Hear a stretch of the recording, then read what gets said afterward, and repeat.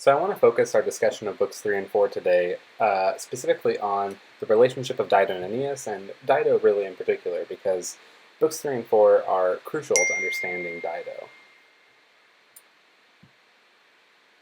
So, for Dido, I'm going to talk about two ancient models we have. We've already talked a lot about Hannibal and how he comes from Carthage, so you're pretty informed on him as a character, as a historical figure, and how he might inform our reading of Dido. So we're going to come back to him a little bit at the end.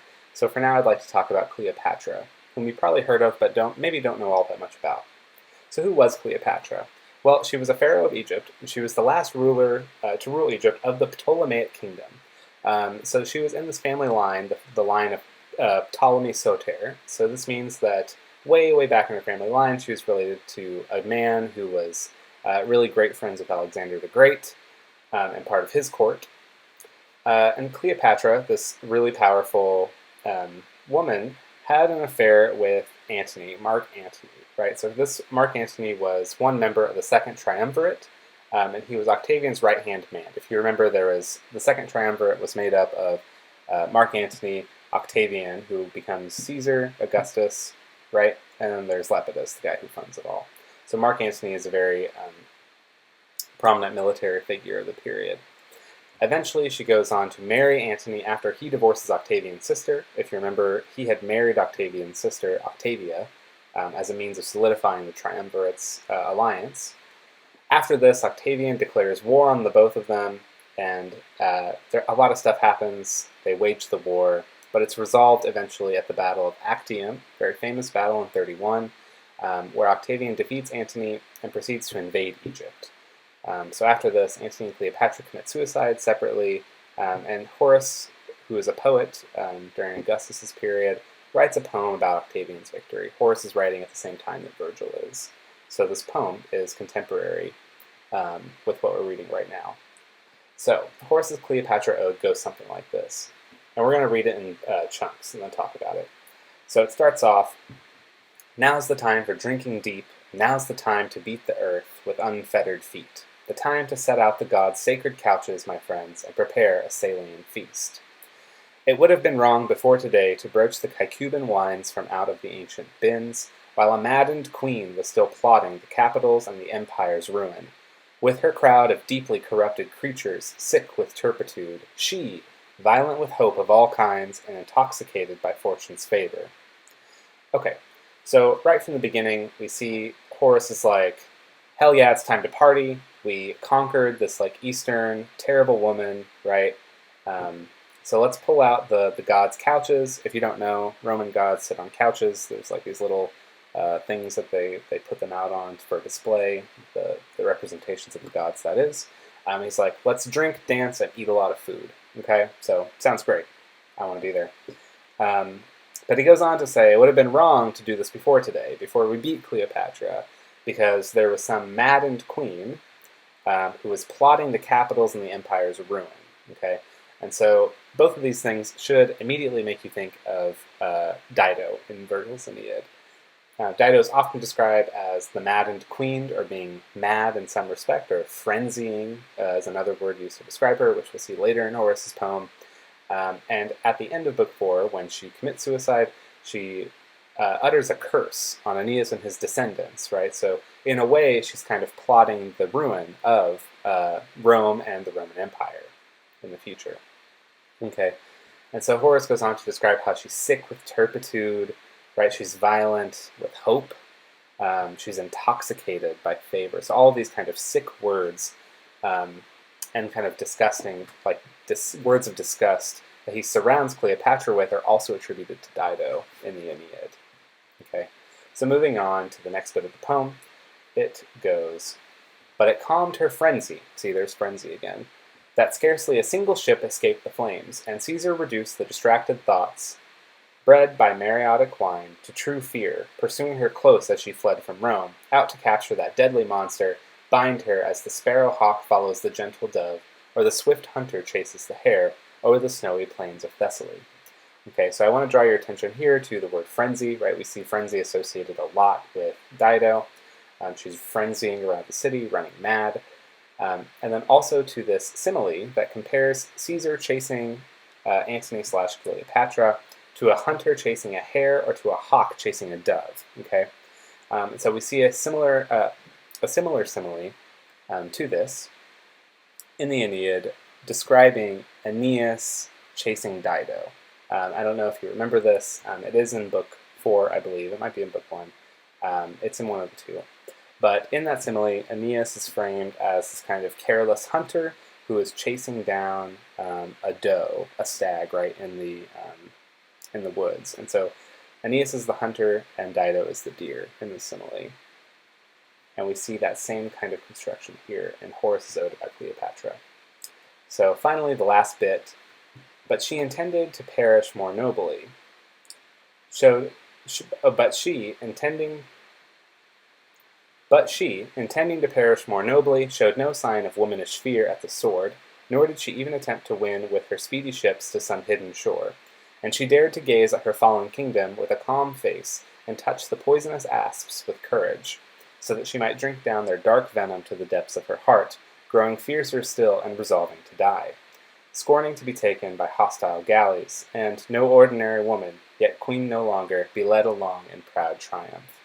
Okay, so I want to draw your attention here to showed no sign of womanish fear at the sword. Dido, as you know now, kills herself by means of the sword, right? She stabs herself on her own funeral pyre that she's constructed. And then again, we get this phrase, growing fiercer still and resolving to die. This is a direct kind of verbal echo of Dido in Book 4 when she resolves to die. This may not be evident in the translations, but the Latin, it's definitely there. Okay. So, just to recap aspects of Dido, she is a Phoenician. She's similar or modeled on figures like Hannibal and Cleopatra. She's maddened by love or lust, right? All of this is caused by Venus / Cupid instigating her with love for Aeneas. She stands against, at least at the end, the founding of Rome and Aeneas' destiny, right? She utters this like terrible curse. And jumping down to the last bullet, right? This curse that says one of her descendants will bring Rome to its knees. So she curses Rome to be haunted by one of her descendants, a Carthaginian descendant. Okay, and when we read this, we should definitely be thinking of Hannibal. And in fact, past authors or authors that come after Virgil do think of Hannibal. They think this was a direct reference to Hannibal. There is a Latin poet from the late 1st century AD who writes another epic poem about the Punic Wars. And in it, Hannibal specifically kind of aligns himself with the family lineage of Dido as he's going against Rome. And he says, yeah, look at Dido. Look at what she said. She vowed that a man like me would rise up and take our vengeance on Rome.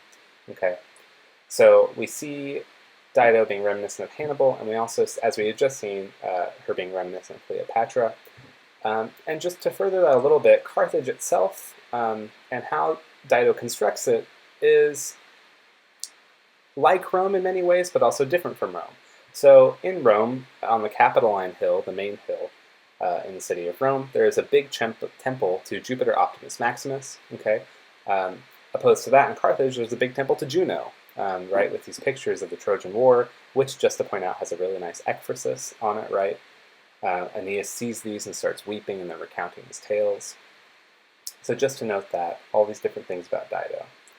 Moving on to your relationship with Dido and Aeneas, I asked you in the discussion boards to think about, what is the nature of their relationship? What is it like? Are they actually married? Are they not? So I'll leave you to work through that on your own, and we can talk about that maybe later before the exam. But I just wanted to point out that a lot of scholarship on Dido up until recent times has been incredibly misogynist. So all of these 3 scholars I have here say various things that just kind of gloss over the fact that Dido might actually have a real claim. So Francis Cairn says Dido suffers from a spiritual disease, aka the disease of a woman, right, being in love. Kenneth Quinn says Dido surrenders pride and fame to passion, right? So he is completely ignoring the fact that Dido might still retain some pride and fame, and that she is not a victim, right, of the gods and what's actually happening in the book. And lastly, Brooks Otis says, Aeneas is finally and rightly the moral superior of Dido. And he claims this because of Aeneas's great piety, which I suppose if you're a Roman, you probably would say this. But as a second reader, a later reader, I think we can say that Aeneas isn't really all that moral or superior to Dido. You might feel differently, but you can talk about that in the discussion boards. So, in thinking about this, Aeneas is always characterized by piety, though, okay? And we're going to talk a little bit about piety right now, but it will also figure into later discussions. So, Aeneas's piety, in the Latin it's called pietas, okay? How do we define this certain pietas? Well, it combines a state of mind that is almost legalistic in its concern for the ties that bind a person to his kin and his comrades, and the supernatural powers that can help or harm the place he inhabits with kin and comrades. It suggests the affection or sympathy that a person is likely to have for those, whether mortal or immortal, with whom his life is linked.